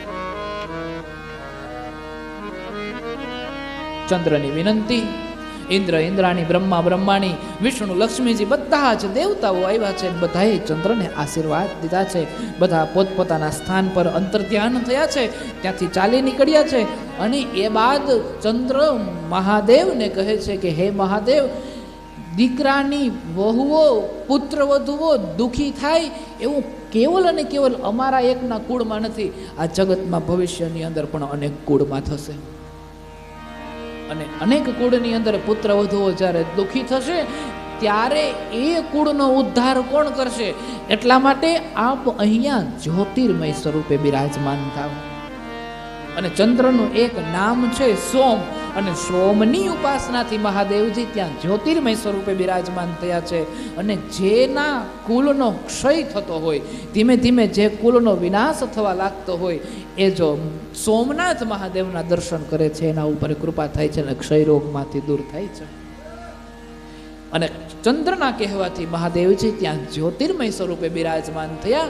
અને જ્યોતિર્મય સ્વરૂપે બિરાજમાન થયા અને એ એક જ્યોતિર્લિંગ તરીકે આ જગતમાં વિખ્યાત થયું છે, જેને આપણે કહીએ છીએ બોલ સોમનાથ મહાદેવ કી જય.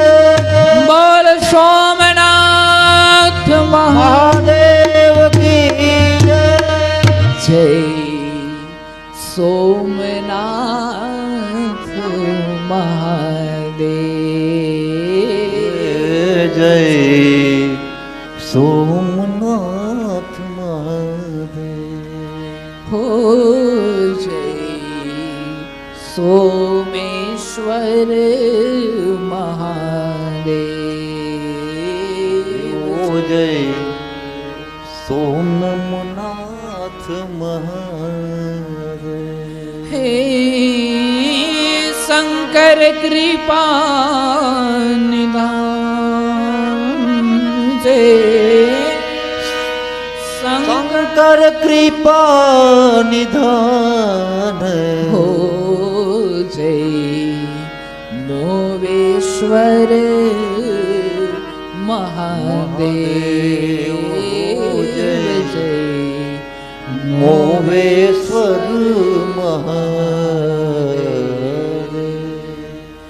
અતઃ પરમ પ્રવક્ષ્યામિ મલ્લિકાર્જુન સંભવમ યમ શ્રુત્વા ભક્તિમાન માન સર્વ પાપે પ્રમોચ્યતે.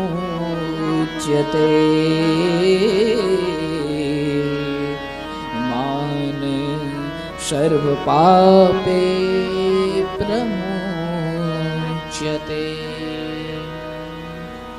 પૂર્વે ચ કથિતં યચ્ચ તત્પુનઃ કથયામ્યહં. કુમારચરિतं દિવ્યં સર્વપાપ વિનાશનમ.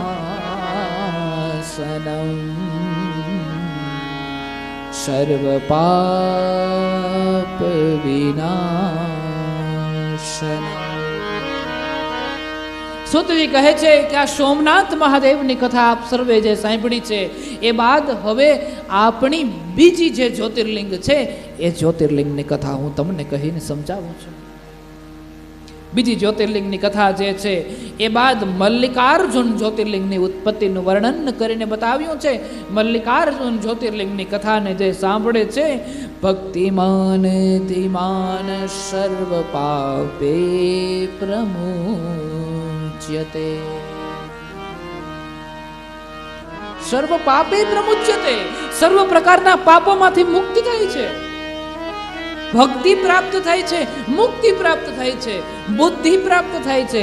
જે મલ્લિકાર્જુન મહાદેવ જ્યોતિર્લિંગના પ્રાગટ્યની કથા સાંભળે છે એ વ્યક્તિ મહાન બુદ્ધિશાળી બને છે, સર્વ પ્રકારના પાપોથી મુક્ત થઈ જાય છે અને ભક્તિ અને મુક્તિ એને પ્રદાન થાય છે. ત્યારે આ કથાનું વર્ણન કરતા કીધું છે, પૂર્વચ કથિતમ યચ્ચ, પૂર્વ કથાઓની અંદર મેં એક કથાના ચરિત્રને આપને વર્ણવ્યું હતું. તત્પુનમ કથયામ્યહમ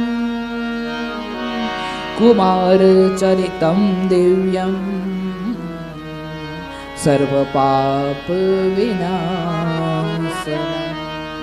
પૂર્વ કથાઓની અંદર મેં આપણે એક ચરિત્ર કહીને સંભળાવ્યું હતું, જે ચરિત્ર કુમાર કાર્તિકેય ભગવાનનું ચરિત્ર હતું. અને એ કુમાર કાર્તિકેય ભગવાનના ચરિત્રને અત્યારે હું પુનઃ સ્મરણ કરું છું એમ સુતજી કહે છે.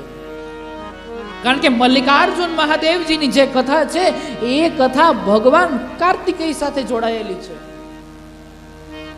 કાર્તિકેય દ્વારા મલ્લિકાર્જુન મહાદેવના લિંગની સ્થાપના થઈ છે અને એ જ્યોતિર્લિંગ સ્વરૂપે આખા જગતની અંદર પ્રખ્યાત થયું છે. ભગવાન કાર્તિકેય સુંદર લીલા કરે છે. એ લીલાનું પુનઃ સ્મરણ એમ કહેવાય છે કે ભગવાન સુતજી કરે છે. યદા પૃથ્વીમ સમાક્રમ્ય કૈલાસમ પુનરાગમન, જ્યારે પૃથ્વીનું પરિભ્રમણ કરી અને કૈલાસમાં ભગવાન કાર્તિકેય પુનરાગમન, જ્યારે ફરી એક વખત પાછા આવ્યા હતા, ત્યારની જે કૈલાસની જે પરિસ્થિતિ હતી એ પરિસ્થિતિનું વર્ણન કર્યું છે. કુમાર શિવા પુત્રસ્તારીર મહાબલ, પૃથ્વીની પરિક્રમા કરી અને એમ જ્યારે આવ્યા હતા ત્યારે નારદની સાથે જે ચર્ચાઓ થઈ હતી એ બધી જ ચર્ચાઓના વૃત્તાંતને ફરી એક વખત યાદ કર્યું. ગણપતિનો વિવાહ તો થઈ ચૂક્યો હતો અને ગણપતિને 5-5 વર્ષના સંતાનો જાણે થઈ ગયા હતા. આ બધી કથાઓને ફરી એક વખત પાછી યાદ કરી અને સુંદર રીતે આ વાતની જાણ જ્યાં એવું કહેવાય છે કે ભગવાન કાર્તિકેયની પેઢી છે અને એ બાદ ભગવાન કાર્તિકેય જગામ પર્વતમ ક્રોચમ પિતૃભ્યામ વારિતોપિ તચ્છુત્વા સ કુમારો હિ પ્રણમ્ય પિતરો ચતો. માતા પિતાથી નારાજ થઈ અને જગામ પર્વતમ ક્રોચ, ક્રોચ પર્વત ઉપર ભગવાન કાર્તિકેય તપસ્યા કરવા માટે થઈ અને એમ કહેવાય છે કે ચાલ્યા ગયા, રિસાઈને ચાલ્યા ગયા. હકીકતે ભગવાન કાર્તિકેયને યોગી બનવું હતું પણ એ માર્ગ શોધતા હતા કે મને કઈ મોકો મળી જાય તો હું વાયલો જાઉં, મને કઈ મોકો મળી જાય તો હું વાયલો જાઉં, મને કઈ મોકો મળી જાય તો વાયલો જાઉં. કારણ કે પરિવારને રોવડાવીને તમે જ્યારે સંન્યાસને ધારણ કરો છો એ તો દેખાડો કર્યા જેવું થાય, પરંતુ એમનેમ ધીમે ધીમે ધીમે ધીમે કરતા તમે પરિવારથી દૂર સરકી પણ જાઓ છો અને સમાજનું કલ્યાણ કરી દો છો, ત્યારે સત્ય, ત્યારે ઉદ્ધાર. આ તો પરિવારને રોવડાવીને આપણે નીકળીએ એમ નહીં. પરિવારમાંથી ધીમેથી સરકવાનું હોય. પુષ્પને ફૂલમાંથી એ રીતે, ડાળીમાંથી એ રીતે તોડવાનું હોય કે ડાળી ન ભાંગે. એમ સંન્યાસ ધારણ કરવો હોય તો પરિવારમાંથી એ રીતે પસાર થવાનું હોય, એ રીતે નીકળવું હોય કે પરિવારના એક સભ્યોને દુઃખ ન થાય, પરિવારના એક સભ્યો દુઃખી ન થાય. પહેલા તો એને આપણાથી જુદા રહેવા માટે થઈને તૈયાર કરવા પડે. અને ત્યારે મેં તમને ઓલી કથા કીધી એ પ્રમાણે કે પરિવારને જોઈને એવું કહેવાનું મારી પાસે એક મંત્ર છે ને આની તપસ્યા કરવા 5 વર્ષ હિમાલયમાં જાય તો તમે બધા કરોડોપતિ થઈ જાઓ. એટલે બધાય પરિવારના સભ્યો જે એમ કહે ને કે સંન્યાસ નથી લેવો, એના એ પાછા એવું કહે કે અમે ટિકિટ કરાવી દઈએ, અમે ટિકિટ કરાવી દઈએ. તમે તાર મંત્રમાં ધ્યાન દેજો, એમાં ભૂલ ના પડે, કારણ કે અમારો ફાયદો છે. પત્ની એવું કહે કે એટલા પૈસા તો મારી પાકીટમાં હોય, હું ટિકિટ કરાવી દઉં હિમાલયની, કારણ કે એનો ફાયદો છે. પરિવારમાંથી ધીમેથી છટકવું, કઈ રીતે પરિવારમાંથી સરકી જવું એ ભગવાન શ્રી કૃષ્ણ સમજાવે છે. કઈ રીતે પરિવારમાંથી સરકી જવું એ ભગવાન કાર્તિકેય સડાનંદ એ સમજાવે છે આપણને. બહાનું કરી અને પરિવારમાંથી નીકળી જાય છે. યોગી સ્વરૂપને ધારણ કરવું છે, યોગી બનવું છે, તપસ્યા કરવી છે, અનુષ્ઠાન કરવા છે, સિદ્ધ બનવું છે. અને એટલા માટે થઈ અને ભગવાન કાર્તિકેય સરકી જાય છે. ભગવાન કૃષ્ણને પણ હવે થોડીક મનને શાંતિ જોતી હતી, થોડીક સાધનાઓ કરવી હતી, થોડાક ભગવાનના નામ લેવાતા, થોડું ભગવાનનું સ્મરણ કરવું હતું. અને એ સમયે એમ કહેવાય છે કે જે એક રાણીને દીકરો નથી એ દીકરાનું બાનું કરી અને ભગવાન ત્યાંથી નીકળી જાય છે. નહીંતર રાણીઓ નીકળવા દે, આખા દીમાં 2-3 વખત ભગવાનનું મોઢું ન જોવે ને ત્યાં સુધી શાંતિ ન થતી. એ રાણીઓએ આજ્ઞા આપી દીધી કે તમે જાઓ તપસ્યા કરો, કારણ પરિવારનો ફાયદો છે. અને ભગવાન 16 મહિના સુધી શિવજીની ઉપાસના કરે છે. શિવની ઉપાસનાથી શક્તિ ઉત્પન્ન થાય છે. અને એટલા માટે જ જ્યારે એવું કહેવાય છે કે રાક્ષસ મહિષાસુરને મારવાનો સમય આવ્યો ત્યારે સર્વ દેવતાઓ સાથે મળી અને શિવની ઉપાસના કરે છે. શિવની ઉપાસના કરી છે એટલે શક્તિ ઉત્પન્ન થઈ અને શક્તિએ મહિષાસુરનો વધ કર્યો. અહિગિરી નંદિની નંદિત મેદિની વિશ્વ વિનોદિની વિષ્ણુ. મહિષાસુર મર્દિની સ્તોત્ર પરમાત્માની દિવ્ય કથા છે. ભગવાન કાર્તિકેય યોગી બનવા માંગે છે, યોગને કરવા માંગે છે, તપસ્યા કરવા માંગે છે. એટલે બરાબર મોકો પ્રાપ્ત થયો. ભગવાન કાર્તિકેય છટકી જવાની તૈયારીઓ કરે છે. પિતા અને માતાથી નારાજ થયા, ત્યાંથી હાયલા ગયા અને ક્રોંચ પર્વત પર ગયા છે. શંકરજી એને વારંવાર વિનવે છે, પરંતુ ત્યાંથી એ પાછા નથી મરતા, પાછા પડતા નથી. અને કુમાર તો એકદમ દોડે જાય છે અને ક્રોંચ પર્વત ઉપર જઈ તત્ર ગત્વા ચ તે સર્વે કુમારમ સુપ્રણમ્ય ચ વિજ્ઞાપ્ય બહુધાપ્યેનમ પ્રાર્થના ચક્રુરાદરા.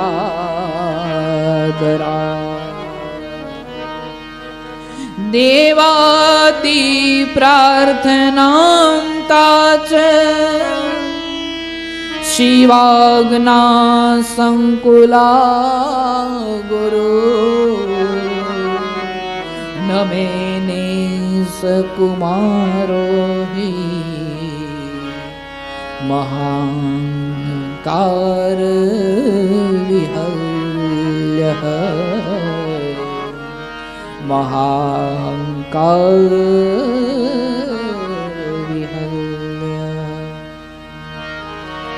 ક્રોંચ પર્વત પર જાય છે અને જતાની સાથે ભલી ભાંતિ કુમારને પ્રણામ કરી અનેક દેવતાઓ વિનવે છે, અનેક ઋષિઓ વિનવે છે, શિવજી વિનવે છે અને બધા દેવતાઓ વિનંતી કરીને પ્રાર્થના કરે છે કે પાછા ફરો. પણ કાર્તિકેય ભગવાન માનતા નથી.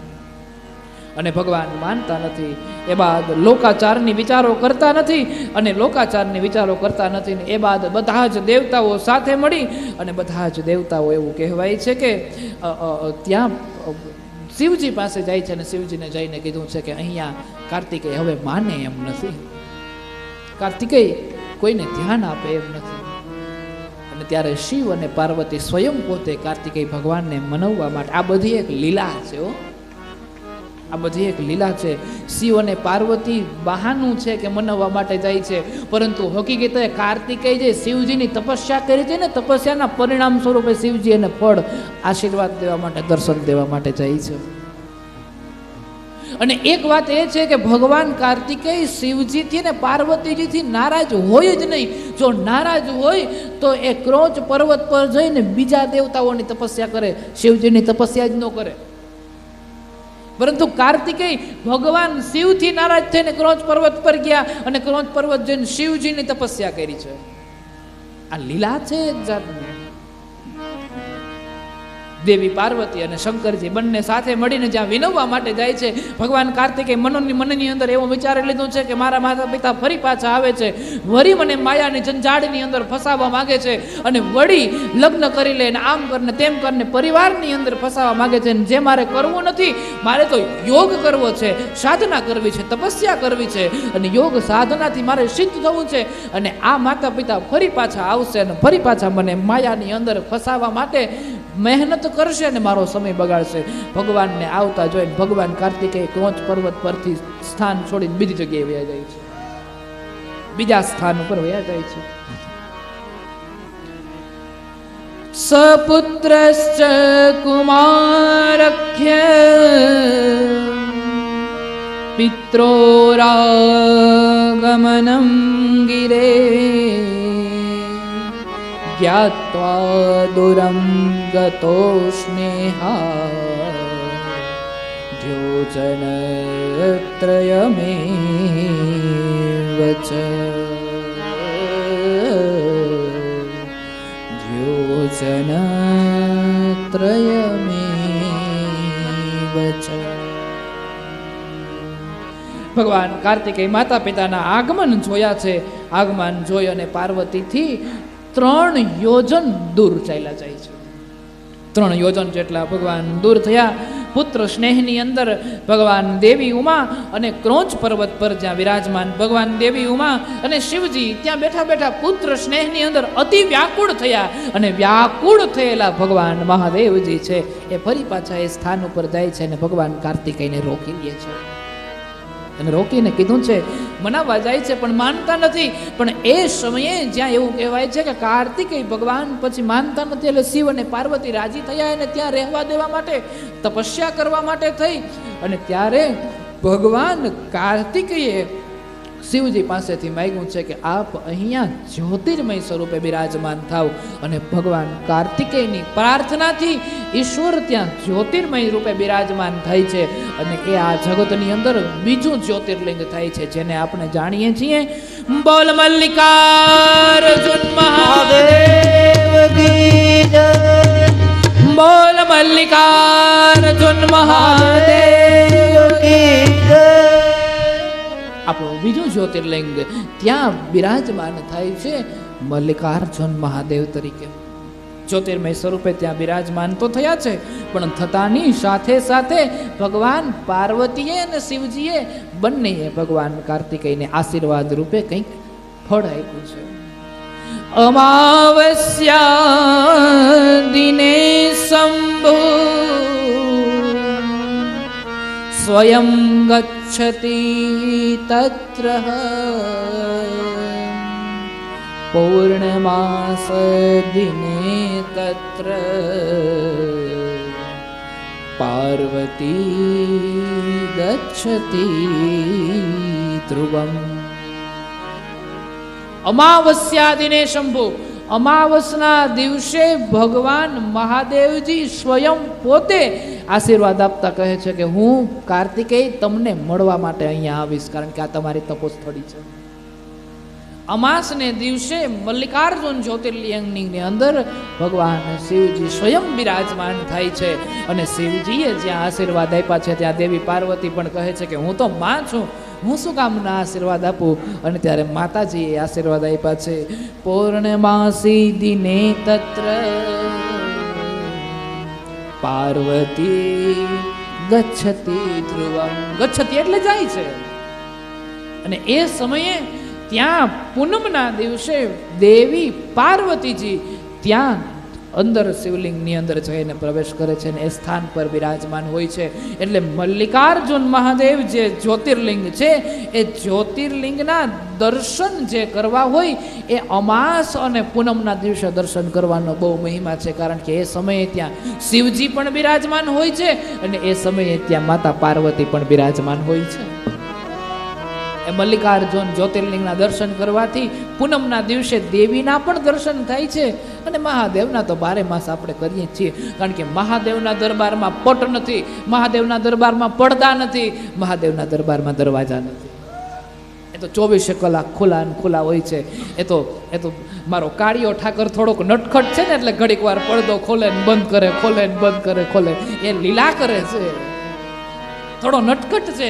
અને એટલા માટે અને નટખટપણું એને જરૂરી છે.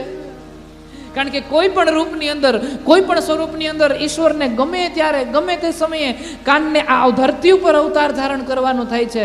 અને ત્યારે કૃષ્ણ કનૈયો કોઈ પણ નટખટ લીલાઓ એવી કરે છે કે જે લીલામાં પણ ભક્તોનો ઉદ્ધાર થયો હોય, જે લીલાની અંદર પણ ભક્તોનું કલ્યાણ થયું હોય. જ્યોતિર્લિંગમ દ્વિતીયમ ચ પ્રોક્તમ મલ્લિકા સંગૃતમ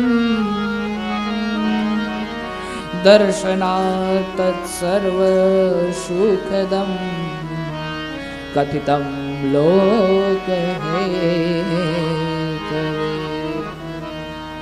મલ્લિકાર્જુન જ્યોતિર્લિંગના દર્શન જે વ્યક્તિ કરે છે એ દર્શન માત્રથી, બીજા જ્યોતિર્લિંગના દર્શન માત્રથી સર્વ પ્રકારના સુખો એને પ્રાપ્ત થાય છે.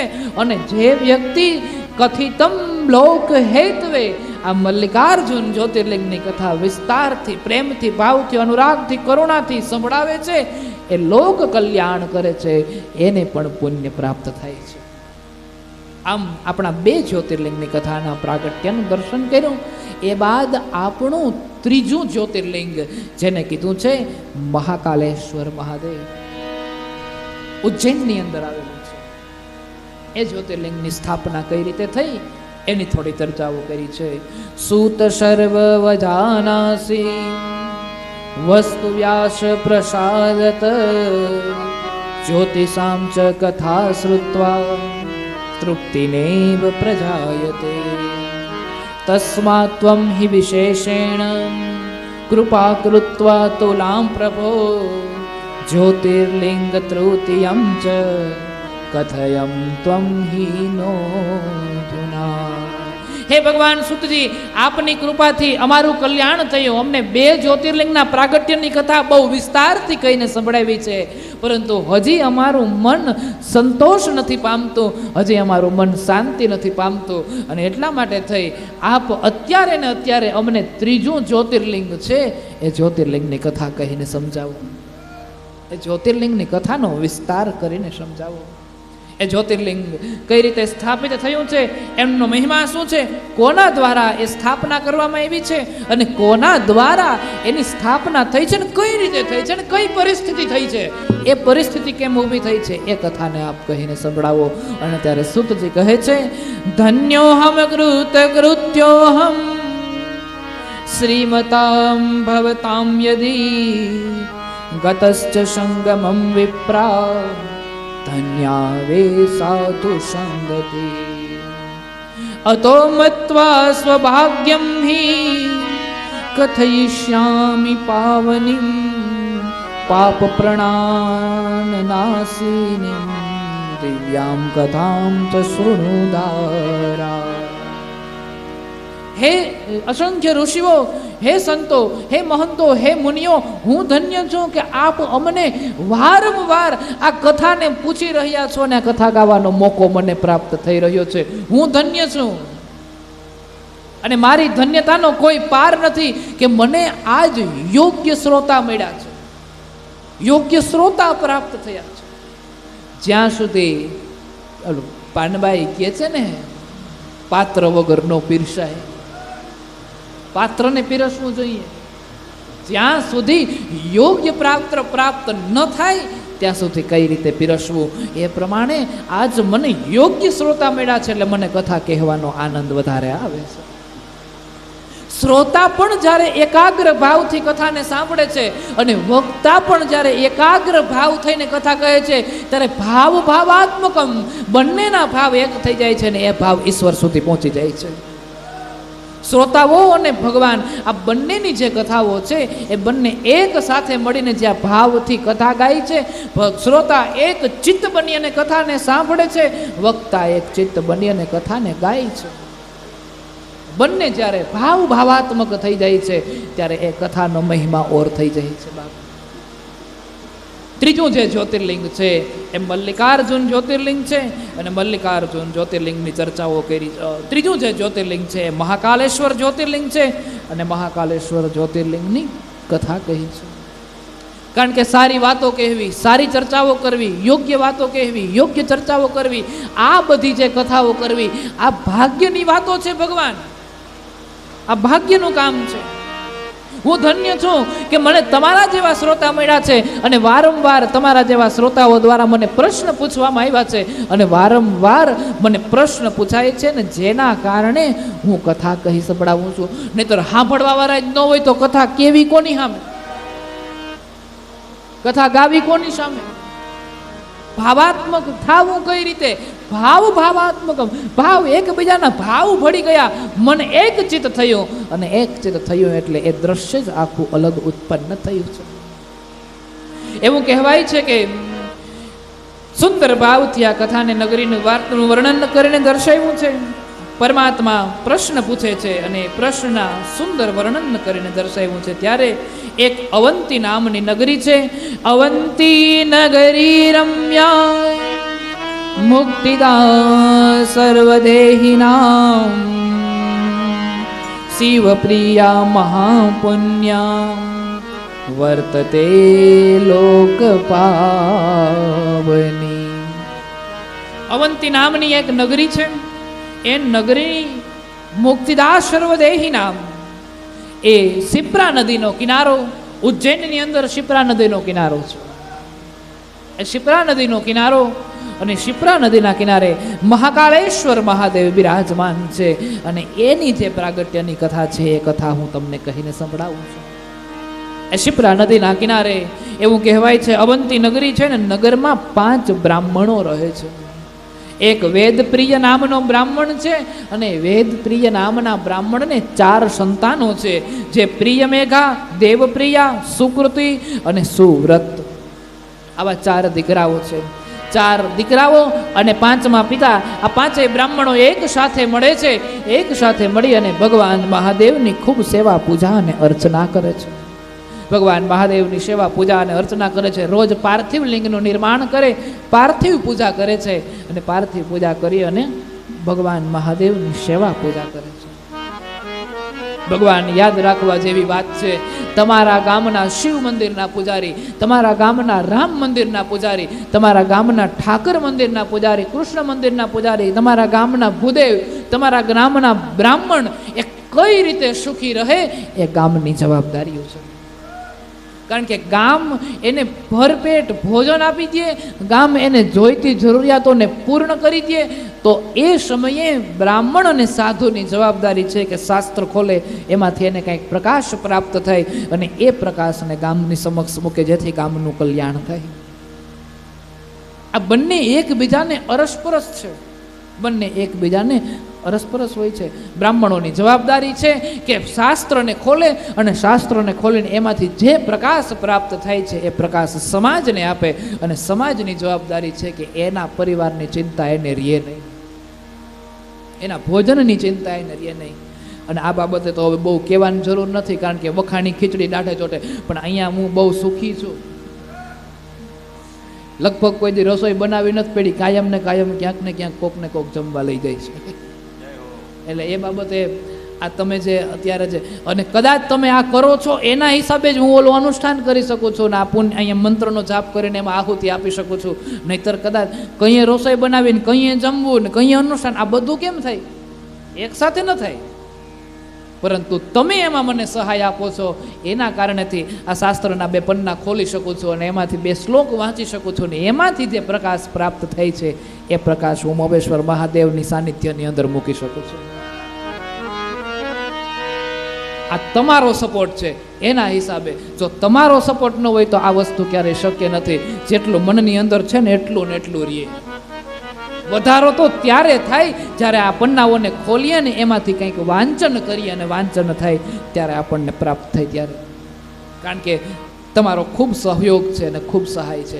એના હિસાબે આ શાસ્ત્રમાંથી મને કંઈક પ્રાપ્ત થાય છે. એ પ્રકાશને કાલી ખેલી ભાષામાં, હું તો તમારા દીકરાને ઘેર દીકરા હોય ને એવડી ઉંમરનો છું, તેમ છતાંય તમે બધાય મને સાંભળો છો, બહુ ધન્ય કહેવાય. ઉંમર તો બહુ નાની છે, પણ ખબર નહીં મહાદેવની કઈ એવી કૃપા હશે ને ક્યાં એવા આશીર્વાદ હશે કે જેના હિસાબે આજ અહીંયા બેઠો છું. એ મહાદેવના એક આશીર્વાદ. પણ ખેર વધારે વખાણ કરવા બહુ ગમતા નથી, એટલે આજ 70 દિવસ થવા આવ્યા છે, પણ ક્યારેય આપણે વ્યક્તિગત વખાણ કોઈના કર્યા નથી. કેવલ અને કેવલ ભગવાનની ચર્ચા કરીએ છીએ, પણ ક્યારેક ક્યારેક એમ થાય કે કંઈક કહેવું પણ પડે તો માણસોનો ઉત્સાહ વધે, માણસોની લાગણી વધે, માણસોનો પ્રેમ વધે. કારણ કે આ આયોજન કર્યું છે 108 દિવસનું આયોજન, બહુ ભીડ છે માણસોને, તેમ છતાં પણ અહીંયા આવીને હાજરી આપે છે, એના માટે ખૂબ ખૂબ ધન્યવાદ છે બાપ. આ ખૂબ અઘરું છે, સહેલું નથી. 3.5 મહિના બહુ અઘરું છે, અને તમે બધા જ્યારે સપોર્ટ કરો છો એના હિસાબે આમાંથી મને કંઈક પ્રકાશ પ્રાપ્ત થાય છે. હું કાયમની માટે નવું તમને આપી શકું છું, નહીં તો એકની એક કથા રિપીટ કરવાની થાય, કાયમ 2-4 કીર્તન કરવાના થાય. પરંતુ નવું પ્રાપ્ત થાય છે એનો અર્થ એ થયો કે તમારો સહયોગ છે. ખેર આ બધી વાતો ગામનો બ્રાહ્મણ, ગામનો સાધુ સુખી રહે એ જવાબદારી ગામની હોય છે, અને એટલા માટે ગામે બ્રાહ્મણોની બહુ ધ્યાન રાખે છે, ગામે બ્રાહ્મણોની ખૂબ રક્ષા કરે છે, ખૂબ ખ્યાલ રાખે છે, અને એટલા માટે એ બ્રાહ્મણને ભગવાનની ભક્તિ કરવાનો અવસર પ્રાપ્ત થઈ જાય છે. અને બ્રાહ્મણ ભગવાનની ભક્તિ કરે છે, રોજ પાર્થિવ લિંગની પૂજા કરે, અને બ્રાહ્મણ ભક્તિને કારણે વરસાદો બહુ સારા થાય છે, વર્ષાઓ બહુ સારી થાય છે, મોસમો બહુ સારી પાકે છે. ધીરે ધીરે અવંતી નગરીની સમૃદ્ધિ વધવા લાગે છે. અવંતી નગરીની સમૃદ્ધિઓ વધી, સુખ સંપત્તિ વધી છે. અને આવું બધું જ્યાં થયું છે ત્યાં થોડે દૂર એક રત્નમાલા નામનો પર્વત હતો, અને રત્નમાલા નામના પર્વત ઉપર એક દૂષણ નામનો મહાઅસુર હતો.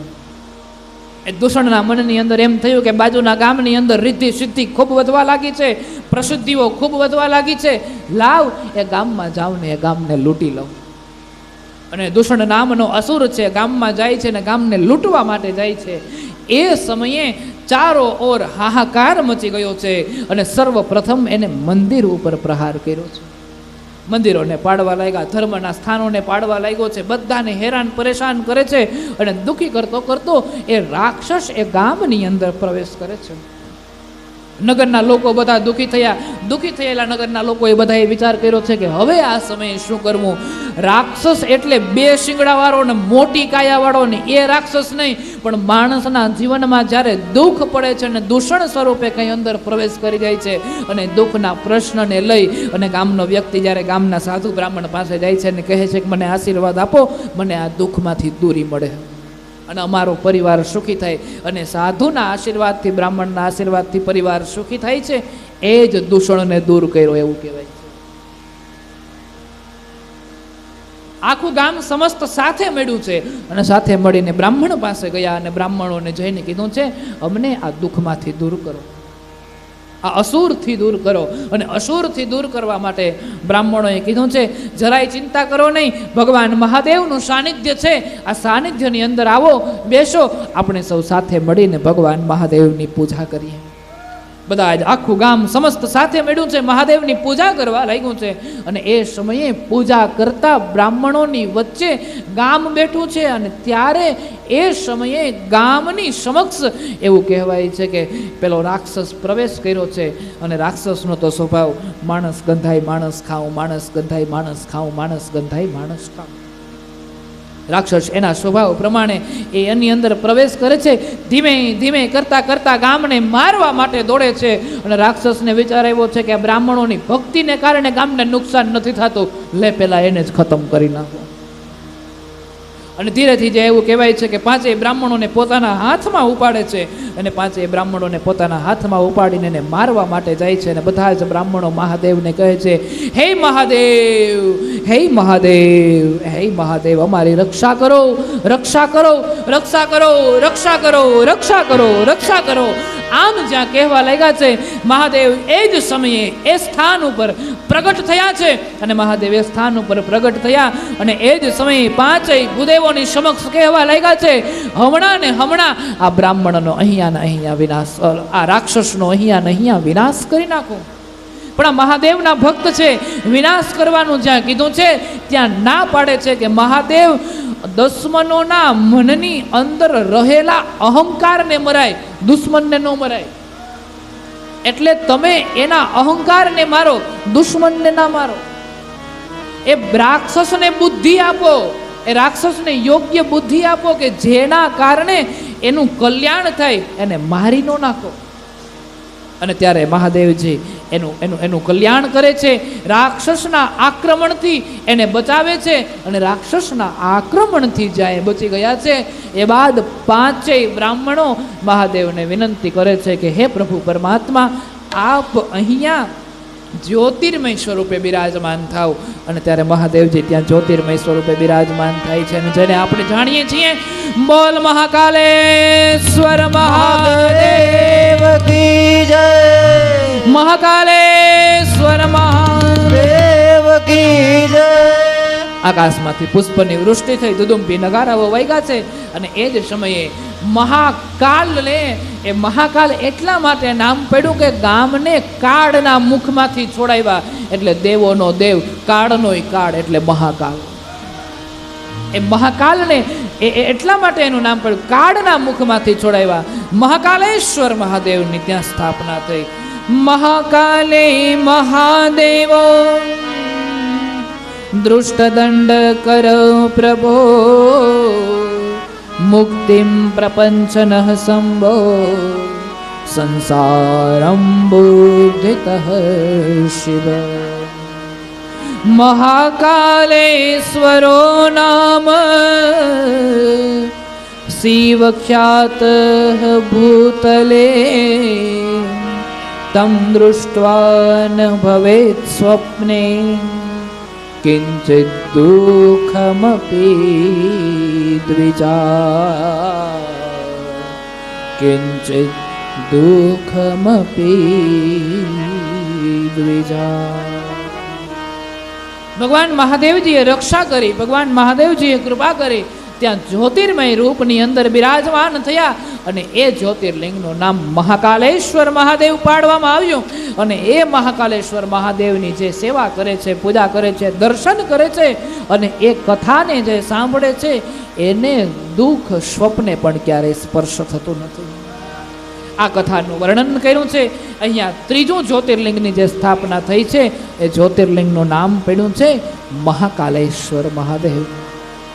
એ બાદ ચોથું જ્યોતિર્લિંગ, એ જ્યોતિર્લિંગની કથાના પ્રશ્ન જ્યાં પૂછવામાં આવ્યા છે, પરંતુ કથાનો સમય થયો છે. આઈએ આજ આ કથાને આપણે વિશ્રામ આપીએ. અને કથાને વિશ્રામ આપીએ. ફરી આવતીકાલે સોમવાર અને ચોથી જ્યોતિર્લિંગથી આપણે આ કથાની શરૂઆત કરશું. આઈએ આ કથાને આજ અહીં આપણે વિશ્રામ આપીએ.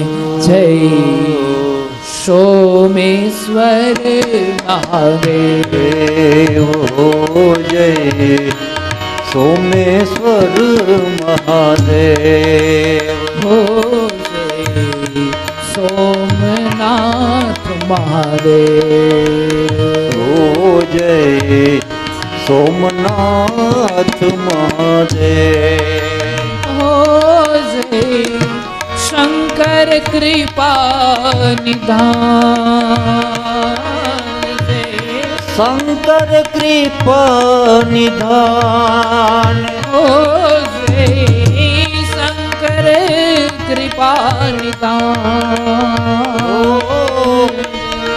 શંકર કૃપા નિધાન. બોલે હો જય મોવેશ્વર મહાદેવ, મોવેશ્વર મહાદેવ, જય સોમેશ્વર મહાદેવ, જય સોમેશ્વર મહાદેવ, જય શંકર કૃપા નિધાન, શંકર કૃપા નિધાન, હો જય શંકર કૃપા નિધાન, જય શંકર કૃપા નિધાન. બોલે મોવેશ્વર મહાદેવ,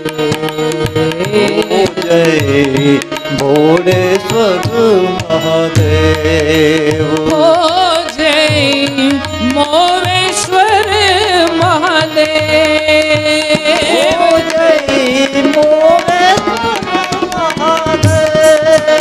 હો જય મોમેશ્વર મહાદેવ ઓ જય મોરેશ્વર મહાદેવ જય મોમેશ્વર મહાદેવ. બોલ સોમનાથ મહાદેવ, મલ્લિકાર્જુન મહાદેવ, મહાકાલેશ્વર મહાદેવ, મોમેશ્વર મહાદેવ, વાછરા ડાડા, હરસિદ્ધિ માત, દ્વારિકાધીશ કી. હરિ ઓમ નમઃ પાર્વતી પતયે. હર હર હર મહાદેવ.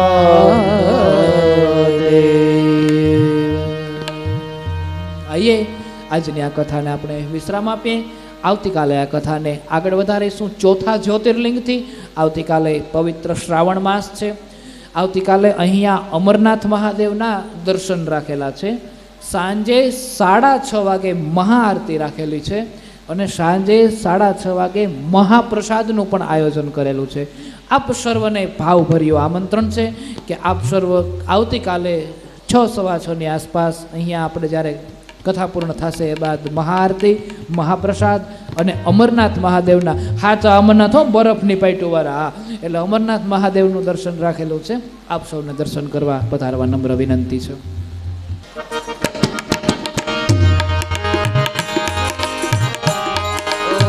જય શિવ ઓમકારા, પ્રભુ જય શિવ ઓમકારા. બ્રહ્મા વિષ્ણુ સદા શિવ, બ્રહ્મા વિષ્ણુ સદા શિવ, અરુંધાંગે દારા. ઓમ જય શિવ ઓમકારા. દીનો રૂપ નિરખતા ત્રિભુવન મન મોહે. અક્ષમાલા વનમાલા, અક્ષમાલા વનમાલા, રુદ્રમાલા ધારી. ઓમ જય શિવ ઓમકારા, જય શિવ ઓમકારા, જય શિવ ઓમકારા. બ્રહ્મા વિષ્ણુ સદા શિવ, બ્રહ્મા વિષ્ણુ સદા શિવ, અર્ધાંગે તારા. ઓમ જય શિવ ઓમકાર.